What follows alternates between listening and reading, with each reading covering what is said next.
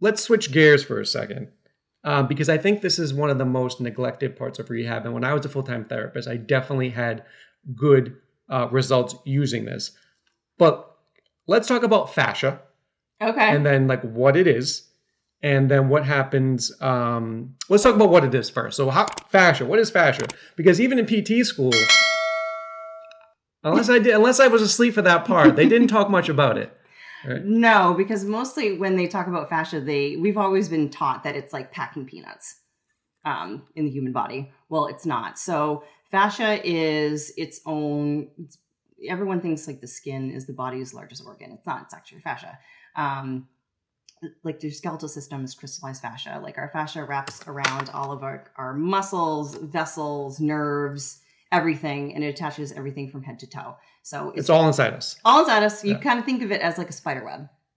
So, with any type of restriction that we have, you can kind of think if you have like a pull in a sweater, what do you want to do? You want to like pull at the sweater, then all the sweater threads are going to go into that direction of that restriction. The fascia does the exact same thing. And so I think the way I was best understand it is like the orange, like the white stuff around the orange. Yep, the pith. Yep. What's it called? The pith. Exactly. The pith. So that's the covering. So it covers everything. Everything. So when we have tight fascia, which covers everything, it's like me. I'm Italian. I wear really tight shirts. I can't raise my arm, the whole way. Same thing, right? Because it's restricting. So can you tell us about what happens when fascia, how does it become unhealthy? Well, our fascial system, and this is where I was taught by John F. Barnes, who established like the myofascial approach. He's basically the PT guru of myofascia, right? Yes, absolutely. That, I mean, the man's amazing. He's in his 80s and he's still teaching like seminars all over the country. That's a great beard. Oh, yeah. He does. And a sweet ponytail. Yep. What about that? So what he always taught us is, the fascial system is made up of like all these like microtubules, and we have like fluid that goes into it.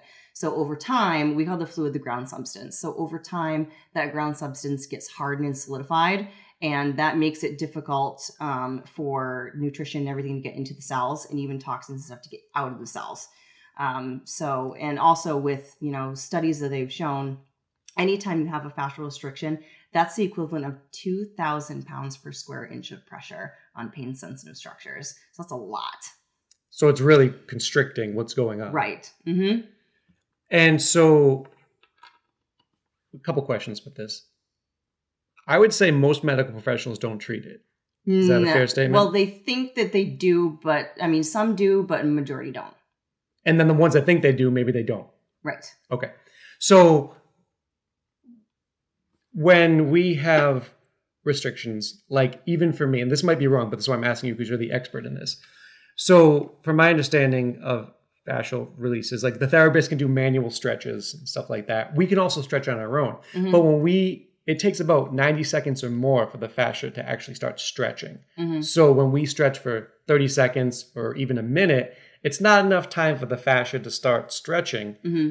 So yeah, you could be stretching the muscle, but if the fascia is too tight, we didn't hold it long enough. Is that right or wrong? Yes. So when we're working on these fascial restrictions, we want to go into what John calls like the restriction barrier. And it's anywhere that feels like hot, hard, or tender on a patient.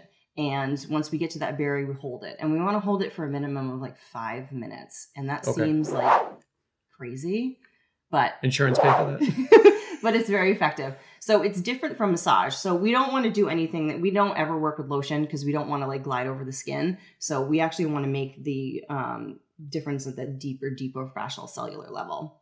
And so John actually gives a really good analogy on when you feel like that fascia softening, it almost feels like, like you visualize like butter melting or like taffy stretching.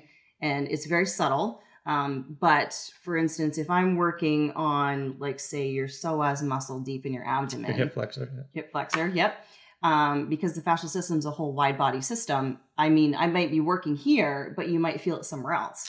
So, and this is, I remember patients would be like, I have back pain, but like, or leg pain or whatever, but like, it's like I flex my neck and then I feel it down here. Mm-hmm. Right? Because the whole system's connected, which I don't think people understand. Like, oh, I understand. right? Because the fascia is all over it, the whole place. Right. So even in therapy, like when I would do it, you could almost feel the release. Right. Like if you're pulling on the arm or whatever, like, you know, like you. It's like that telescoping motion. Yeah. Like you, how important is that to rehab, right? Like, so I saw a lot of chronic pain patients. So for me, it drew me to a little bit of John Barnes. It drew me to, I think it's Travell and Simons, but forgive me if I'm wrong, but like the trigger points. Yep. And releasing trigger points, which it's the same thing. In the muscle, you can have like your muscle here, but there's trigger points in parts of the muscle. Now what happens is because those get so tight, you can't get blood in there. Blood is need to get in there to bring the nutrients and get out the waste. Right. So you have all these little trigger points in the muscle. The fascial restrictions, yeah. Now you have keep defining it for me.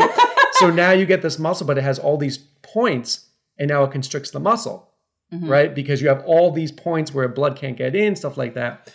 And that's where most of my patients saw the most relief from a deeper tissue massage and some myofascial relief techniques.